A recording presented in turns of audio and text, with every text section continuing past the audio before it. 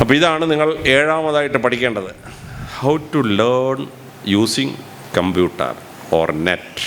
വളരെ പ്രധാനപ്പെട്ടൊരു പഠനമാണ്. എട്ടാമത്തത്, 10ാം ക്ലാസ് കഴിഞ്ഞാൽ 12ാം ക്ലാസ് കഴിഞ്ഞ് എഴുതേണ്ട പരീക്ഷകൾക്ക് തയ്യാറാവണം. ഡോക്ടറാവാൻ പോകുന്നൊരു കുട്ടി നീറ്റ് പരീക്ഷയ്ക്ക് തയ്യാറാവണം. എഞ്ചിനീയർ ആവാൻ പോകുന്ന കുട്ടി KETക്കോ JEE പരീക്ഷയ്ക്കോ തയ്യാറാവണം. ഈ വിധമായ പരിപാടികൾ പഠിച്ചിരിക്കണം. പണ്ട് 1 ലക്ഷം രൂപ കൊടുത്തിട്ട് ബ്രില്യൻറ്റിൽ പോയി പഠിക്കും, അല്ലെങ്കിൽ 75,000 രൂപ കൊടുത്ത് PC തോമസ് മാഷിന് അവിടെ പോയി പഠിക്കും. ഇപ്പോഴോ നമ്മുടെ ബെഡ്റൂമിൽ ക്ലാസ് വരും. ബെഡ്റൂമിൽ MBBSൻ്റെ എൻട്രൻസ് എക്സാമിനേഷന് ക്യാപിറ്റലിനകത്തോ സ്പെക്ടറിനകത്തോ നമ്മുടെ സ്മാർട്ടിനകത്തോ കയറി കഴിഞ്ഞാൽ നമ്മുടെ ബെഡ്റൂമിൽ MBBS നീറ്റ് പരീക്ഷയുടെയും JETയുടെയും ഇത് വരും. അപ്പൻ്റെ നെറ്റിൽ നിന്ന് 15,000 രൂപ പോകത്രേ ഉള്ളൂ. 1 ലക്ഷം രൂപ ഒന്നും കൊടുക്കണ്ട, ഇൻസ്റ്റിറ്റ്യൂട്ടിൽ പോയി പഠിക്കണ്ട. നമ്മുടെ അടുക്കളയിൽ ഇരുന്നുകൊണ്ട് നമുക്ക് പഠിക്കാം. ഈ പറയുന്ന നീറ്റോ എഞ്ചിനീയറിങ്ങോ പഠിക്കാം. പണ്ട് IAS പരീക്ഷ പോകണമെങ്കിൽ ഡൽഹിയിൽ പോയി 2.5 ലക്ഷം രൂപ കൊടുത്ത് റാവൂസ് IAS പഠിക്കണം, അല്ലെങ്കിൽ 2 ലക്ഷം രൂപ കൊടുത്ത് വാജിറാമിൽ പോയി പഠിക്കണം, വാജിറാമൻ റാവുവിൽ പോയി പഠിക്കണം. പണ്ട് ഡൽഹി മാത്രമുള്ളായിരുന്നു കോച്ചിങ്. ഇപ്പോൾ കേരളത്തിൽ ഒരുപാട് കോച്ചിങ് സെൻ്ററുണ്ട്. പക്ഷേ ഒരു പെൺകുട്ടിയെ ഡൽഹിയിലോ ഒക്കെ വിട്ട് പഠിപ്പിക്കാൻ ഭയങ്കര റിസ്ക്കാണ്. ഡൽഹിയിൽ 119 പെൺകുട്ടികളാണ് കഴിഞ്ഞ ഒരു കൊല്ലം തട്ടിക്കൊണ്ടുപോയത്. 89 പെൺകുട്ടി തിരിച്ചു വന്നിട്ടുണ്ട്. ബാക്കി 30 തിരിച്ചു വന്നിട്ട് ഇതുവരെ എവിടെ പോയെന്ന് അറിഞ്ഞൂടാ. ആ പെൺകുട്ടി ബലാത്സംഗം ചെയ്തുള്ള ഗഗാതിൽ എറിഞ്ഞിട്ടുണ്ടാവും. അവിടെ പെമ്പിളാരെ വിടാൻ പേടിയാണ്. പ്രത്യേകിച്ച് 1-2 പെൺകുട്ടികൾ മാത്രമുള്ള അപ്പനും അമ്മയും പെമ്പിളാരെ ദൂരം വിടാൻ ഭയങ്കര പേടിയാണ്. ഇപ്പോൾ ഒരു പ്രശ്നമില്ല. IASന് പഠിക്കണോ? നമ്മുടെ ബെഡ്റൂമിൽ ഇരുന്ന് കംപ്ലീറ്റ് ക്ലാസ് വരും. 15,000 രൂപ അടച്ചാൽ മതി, ഡാക്കെന്ന് ക്ലാസ് വരും. 20,000 രൂപ അടച്ച ഡൽഹിയിലെ പ്രസിദ്ധമായ യൂണിവേഴ്സിറ്റിയിൽ നിന്ന് IAS പഠിക്കാനുള്ള മുഴുവൻ മാറ്ററും നമ്മുടെ ബെഡ്റൂമിലെത്തും. IAS പഠിക്കാൻ ഡൽഹിയിൽ പോകണ്ട, 2.5 ലക്ഷം രൂപ കളയണ്ട, 15,000 രൂപയ്ക്ക് കാര്യം കഴിയും. ഇത് അപൂർവമായൊരു സംഭവമാണ്. അപ്പോൾ 8ാമത്തെ സ്റ്റെപ്പ്, ഇങ്ങനെ മത്സര പരീക്ഷയ്ക്ക് നമ്മുടെ ബെഡ്റൂമിലിരുന്ന് പഠിക്കുന്ന വലിയ സംഭവം. എത്ര മണിയായി? 12. ഇതാണ് 8ാമത്തെ സ്റ്റെപ്പ്. ഇനി 9ാമത്തെ സ്റ്റെപ്പ് എന്ന് പറയുന്നത് അംബീഷൻ സെറ്റ് ചെയ്യുക എന്നുള്ളതാണ്. അംബീഷൻ, നമുക്ക് ജീവിതത്തിൽ ആരായിത്തീരണം, ആ അംബീഷൻ സെറ്റ് ചെയ്യണം. എങ്ങനെയാണ് അംബീഷൻ സെറ്റ് ചെയ്യുന്നത്? അംബീഷൻ സെറ്റ് ചെയ്യുമ്പം let it be as high as possible. വളരെ ഉയർന്ന അംബീഷനാണ്. ഷേക്സ്പിയർ പറയുന്ന പോലെ, it is better to aim at the sky and miss it by a mark rather than overshoot it by a few yards. ആകാശത്തെ ലക്ഷ്യമാക്കി ചാടുക, ഏതാനും വാര വ്യത്യാസങ്ങൾ ആകാശത്തോടെ താഴെ വീണ് പോകും. അല്ലാതെ ചെറിയൊരു ലക്ഷ്യം ഇട്ടിട്ട് 10 അടി ചാടണോ 5 അടി താഴണം തീരുമാനിച്ചാൽ 7 അടി ചാടിയിട്ട് ഉദ്ദേശിച്ചതിനൊക്കെ കൂടുതൽ ചാടി എന്ന് പറയുന്നതിനൊക്കെ ബെറ്ററാണ്. Let your ambition be as high as possible, but aim at the sky and miss it by a mark rather than aim at a small height and overshoot it by a few yards. പക്ഷേ ആ ലക്ഷ്യം ഇടുമ്പോൾ വളരെ ശ്രദ്ധാപൂർവ്വം നിങ്ങൾ മനസ്സിലാക്കണം, there is no short cut to success. വിജയത്തിലേക്ക് ഒരു കുറുക്കുവഴിയില്ല. There is no gains without any pains. നമ്മൾ പെയിൻസ് എടുക്കാതെ ഈ ലോകത്തിൽ ഒരു കാര്യവും നമുക്ക് നേടാൻ പറ്റിയില്ല. അത് വളരെ ശ്രദ്ധേയമായി നമ്മൾ നേടിയിരിക്കണം. അപ്പോൾ അങ്ങനെ അംബിഷൻ സെറ്റ് ചെയ്യുമ്പോൾ എന്തൊക്കെയാണ് സെറ്റ് ചെയ്യേണ്ട അംബിഷൻ എന്ന് മനസ്സിലാക്കണം. സെറ്റ് ചെയ്യേണ്ട അംബിഷൻ അത് മനസ്സിലാക്കുന്നതിൻ്റെ ഭാഗമായി ഓരോരോ മേഖലയും പഠിക്കണം. ഉദാഹരണത്തിന്, ഞാനിപ്പോൾ ഒരു സിവിൽ സർവൻ്റാണ്. ഇവിടെ ഇരിക്കുന്ന കുട്ടികളിൽ പലർക്കും IAS പരീക്ഷ പാസ്സാവാൻ ആഗ്രഹമുള്ള കുട്ടികളായിരിക്കും. അപ്പോൾ നമുക്ക് സിവിൽ സർവീസ് എടുക്കാം. സിവിൽ സർവീസ് എടുത്താൽ അത് 6 ബ്രാഞ്ചാണ്. ഒന്നാമത്തെ branch UN civil service, UN civil സർവീസാണ്.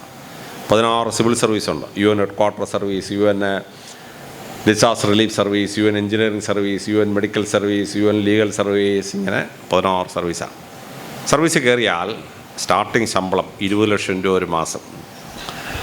ഒരു 20 കൊല്ലം കഴിയുമ്പോൾ നമ്മുടെ ശമ്പളം 1 കോടി രൂപ ഒരു മാസം, 1 crore പെർ മന്ത് ശമ്പളം. നമ്മുടെ പ്രിയങ്കരനായ തിരുവനന്തപുരം എം പി ശശി തരൂർ 21 വയസ്സ് സർവീസിൽ കയറി അസിസ്റ്റൻറ്റ് സെക്രട്ടറി ജനറലായപ്പോഴാണ് അത് രാജിവെച്ചിട്ട് വന്ന് നമ്മുടെ എം പി ആയത്. ഇപ്പോൾ അവിടുത്തെ ഒരു സർവീസിൻ്റെ തലവൻ, ഡിസാസ്റ്റർ റിലീഫിൻ്റെ തലവൻ എറണാകുളത്തുകാരനൊരു പയ്യനാണ്, മുരളി തുമ്മാരുകുടി. നിങ്ങൾക്കൊക്കെ നേടാൻ പറ്റിയത് അതൊരു ലക്ഷ്യമാണ്. 2 പേപ്പറാണ് പഠിക്കേണ്ടത്. പേപ്പർ 1 ജനറൽ സ്റ്റഡീസാണ്, പേപ്പർ 2 ഇൻ്റർനാഷണൽ റിലേഷൻസാണ്. അത് പാസ്സായാൽ ന്യൂയോർക്കിൽ വെച്ചൊരു ഇൻ്റർവ്യൂവിന് പോകാനുള്ള മുഴുവൻ ചിലവ് അവർ തരും, UN തരും. പാസ്സായാൽ അപ്പം തന്നെ നമുക്ക് ജോലി കയറാം, ഇല്ലെങ്കിൽ UN ചിലവ് അമേരിക്കയ്ക്ക് ഒന്ന് കണ്ടിട്ട് തിരിച്ചു വരാം. ഇതന്നെ പരിപാടി.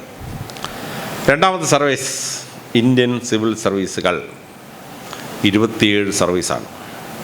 ആദ്യത്തെ 3 service class 1 services, IAS Indian administrative service, IPS Indian police service, IFS Indian foreign service. 3 സർവീസാണ് ക്ലാസ് 1 സർവീസ്. ആദ്യത്തെ 200 റാങ്കിനകത്ത് വരുന്നവർക്ക് ഇത് കിട്ടുള്ളൂ. പാസ്സായാൽ പബ്ലിക് റെസ്പെക്റ്റ്, നമ്മൾ വളരെ ചെറിയ പ്രായത്തിൽ ജില്ലയുടെ തലവനാവും, IAS ഡിസ്ട്രിക്ട് മജിസ്ട്രേറ്റാവും, IPS പട്ടണങ്ങളിൽ കമ്മീഷണറാവും. അപ്പം ഡിസ്ട്രിക്ട് മജിസ്ട്രേറ്റിന് ആരെയും അറസ്റ്റ് ചെയ്യാം, ഒരു റീസൺ വേണ്ട, അറസ്റ്റിലാകത്തിടാം. 30 വയസ്സായപ്പോൾ ഞാൻ കോട്ടയം കളക്ടറായിട്ട് ചെല്ലുകയാണ്, കോട്ടയം SP ആയിട്ട് ചെല്ലുകയാണ്. പണ്ടത്തെ 3 രാജാക്കന്മാരുടെ ഏരിയ ചേരുന്നതാണ് കോട്ടയം ജില്ല. തെക്കൻകൂർ രാജാവിൻ്റെ രാജ്യം മുഴുവൻ, വടക്കൻകൂർ രാജാവിൻ്റെ രാജ്യം മുഴുവൻ, മീനച്ചിൽ കർത്താക്കന്മാർ രാജ്യം മുഴുവൻ. 3000 ചതുരശ്ര കിലോമീറ്റർ ഏരിയ, 24 ലക്ഷം ജനങ്ങൾ ഭരിക്കാൻ ചെല്ലുകയാണ്. ഞാൻ കത്തോലിക്കനാണ്. ഞങ്ങളുടെ മാർപ്പാപ്പയ്ക്ക് 108 ഏക്കറെ ഭരിക്കാൻ കിട്ടിയിട്ടുള്ളൂ, 108 ഏക്കർ. ലോകത്തിലെ 80ഓളം രാജ്യങ്ങളുടെ ആകെ ഏരിയ 1000 ചതുരശ്ര കിലോമീറ്റർ താഴെയാണ്. 80ഓളം രാജ്യങ്ങളുടെ 1000 ചതുരശ്ര കിലോമീറ്റർ താഴെയാണ്. അപ്പോഴാണ് 3000 ചതുരശ്ര കിലോമീറ്റർ ഭരിക്കാൻ പോകുന്നത്. അവിടെ നിന്ന് എന്നെ എടുത്ത് കണ്ണൂർ SP ട്രാൻസ്ഫർ ചെയ്തു.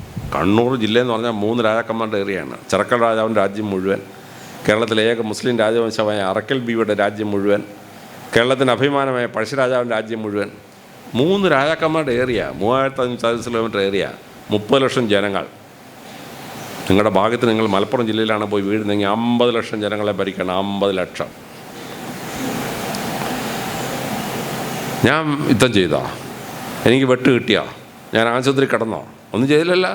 വെയിലത്ത് കിടന്നോ? ഒന്നും ചെയ്തില്ലല്ല. പേന എടുത്തിട്ട് പരീക്ഷ എഴുതി. ആ പരീക്ഷ വിജയിച്ചപ്പോൾ പണ്ട് രാജാക്കന്മാർ യുദ്ധം ചെയ്ത് എത്രയോ ആളുകളെ കൊന്ന് കൊല വിളിച്ച് നേടിയ അധികാരമൊക്കെ ഈ 30 വയസ്സ് നമ്മുടെ കൈ കിട്ടും, അല്ലെങ്കിൽ 25 വയസ്സ് നമുക്ക് കൈ കിട്ടും. ഇവിടെയാണ് പരീക്ഷ, ക്ലാസ് 1 സർവീസ്. പിന്നെ IPS കിട്ടി DIG ആവുമ്പോൾ, 13 വർഷം കഴിഞ്ഞ് DIG ആവുമ്പോൾ 1 സ്റ്റാർ, കാറിലും ഓഫീസിലൊക്കെ ഓരോ സ്റ്റാർ. 21 വർഷം ആകുമ്പോൾ നമ്മൾ IG ആവും, കാറിൽ 2 സ്റ്റാർ, ഓഫീസിൽ 2 സ്റ്റാർ. DGP ആകുമ്പോഴത്തേക്കും കാറിൽ 3 സ്റ്റാർ, ഓഫീസിൽ 3 സ്റ്റാർ. നാളെ സിവിൽ സർവീസ് ക്യാമ്പിൽ ചെന്നപ്പോൾ ഒരു കുട്ടി ചോദിച്ചു, സാറേ കാറിനകത്ത് ഈ സ്റ്റാർ വെച്ചാൽ എന്താ സാറേ ഗുണം? ഞാൻ പറഞ്ഞു, പൊന്നു മോനെ, നീ നിന്ന് എടുത്തിട്ട് ആ 3 സ്റ്റാർ കാറിലൊന്ന് വെച്ചെടുത്ത് അതിനകത്ത് കയറി നടക്കണം, അപ്പോഴേ നിനക്ക് സുഖം മനസ്സിലാകത്തുള്ളൂ. പറഞ്ഞാൽ എനിക്ക് മനസ്സിലാകത്തില്ല എന്ന് പറഞ്ഞു. അപ്പോൾ ഇന്ത്യൻ സിവിൽ സർവീസ് ക്ലാസ് 1. പിന്നെ central service group A, Indian income tax service, Indian revenue service, custom service, central excise service, നമ്മുടെ railway service, railway traffic service, railway goods service, Indian audit and account service, Indian information service, Indian postal service തുടങ്ങിയ 17 service. ശമ്പളം സെയിമാണ്, പക്ഷേ all India ട്രാൻസ്ഫറബിളാണ്. പിന്നെ central service group B എണ്ണം, എല്ലാം കൂടി 27 സർവീസാണ്. ഒറ്റ പരീക്ഷ നമ്മുടെ കൈ വരുന്നത്. പണ്ട് മലയാളത്തിൽ ചൊല്ലുണ്ടായിരുന്നു, 1 വെടിക്ക് 2 പക്ഷി. ഇവിടെ 1 വെടിക്ക് 27 പക്ഷിയാണ്. ഏത് പക്ഷി വീഴുമെന്ന് വെടി കഴിഞ്ഞേ മനസ്സിലാവത്തുള്ളൂ. ഒരു പരീക്ഷ എഴുതിയ 27 സർവീസിൽ കയറാൻ പറ്റുന്നൊരു പരീക്ഷ ലോകത്തിലെവിടെയുണ്ടോ? ലോകത്തൊരിടത്തും ഇല്ല. അതാണ് ഇന്ത്യൻ സിവിൽ സർവീസ് എക്സാമിനേഷൻ. 3ാമത്തെ ഗ്രൂപ്പ് പ്രൊഫഷണൽ സർവീസസ്. നമ്മളൊരു പ്രൊഫഷൻ